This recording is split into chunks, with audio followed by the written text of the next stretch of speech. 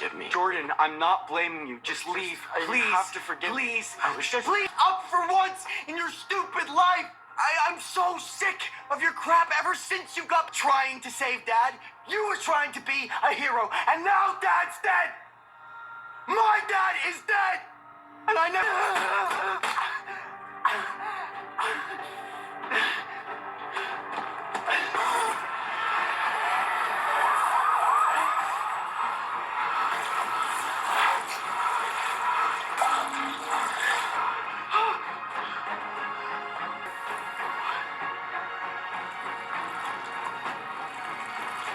Dude.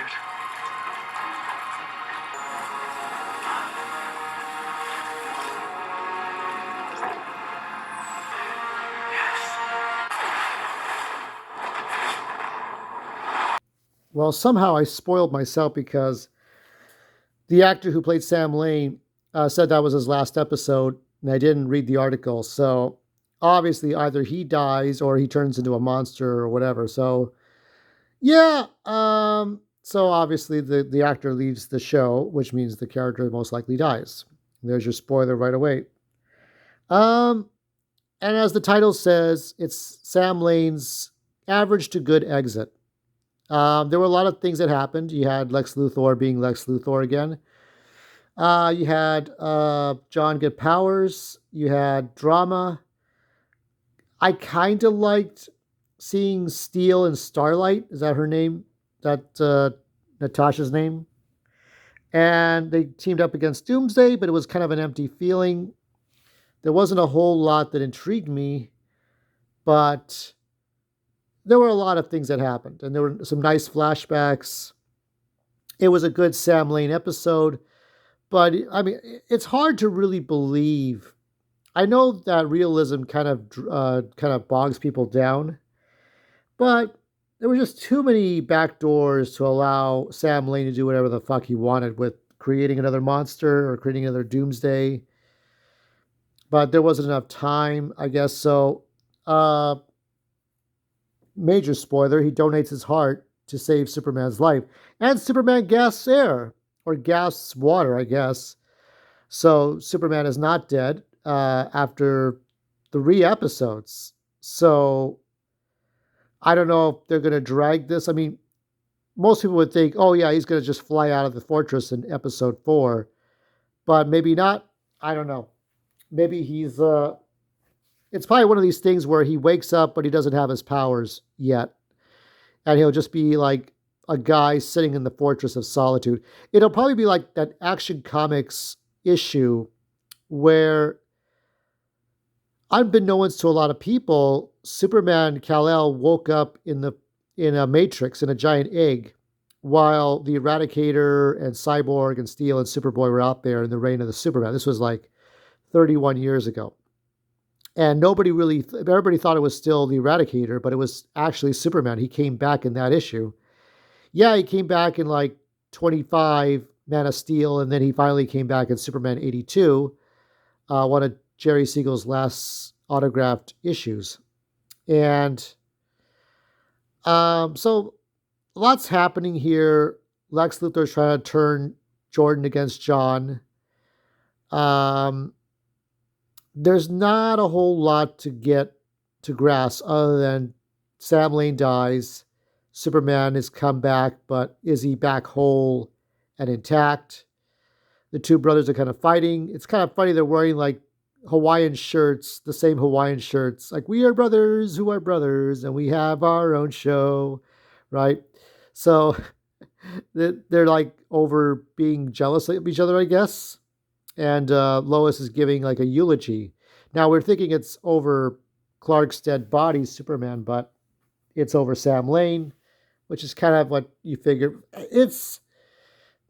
He doesn't do too much in this. He wouldn't be able to do too much here.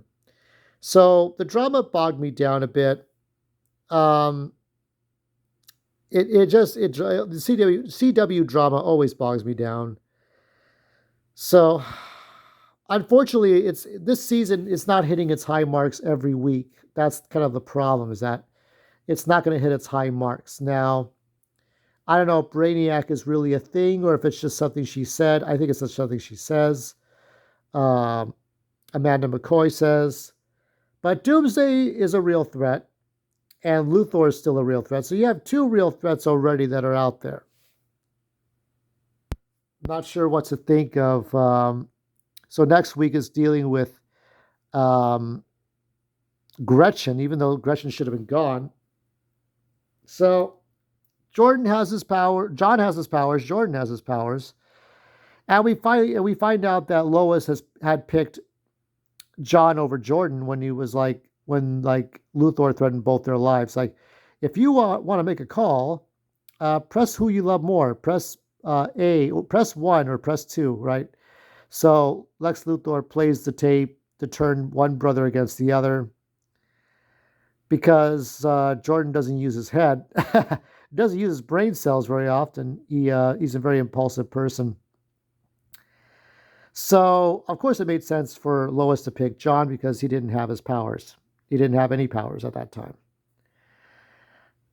So much happened, and they were mostly good things, but the drama just bogged down. And I wish there were more turning points or more things that Lex could do that was even worse. But there was nothing that really grabbed me in this one. Yet a lot of good things happened that may be middle points for something else. The first episode, like, we got it, right? Second one was more the same, but there were still good things. This one kind of tired me. And so for that, I will give this episode 3 of season 4 a C plus. It needs significant improvement. We need some more heavy hitters here for the rest of this season. I'm kind of getting tired. I know Penguin's doing well. I hear Penguin is doing well. But my focus is Superman and Lois because I'm not using HBO Max. And I want this to do well. I don't want these episodes to be more the same. I want Steel to be Steel. I want Natalie to be Natalie. I want Luthor to be Luthor. I want the brothers to stop fighting. I want the drama to fucking end and be pointless. I get it, but let's move on. I mean, I was just waiting. I somehow knew he was going to die. I was just waiting for him to drop. And I didn't look at spoilers.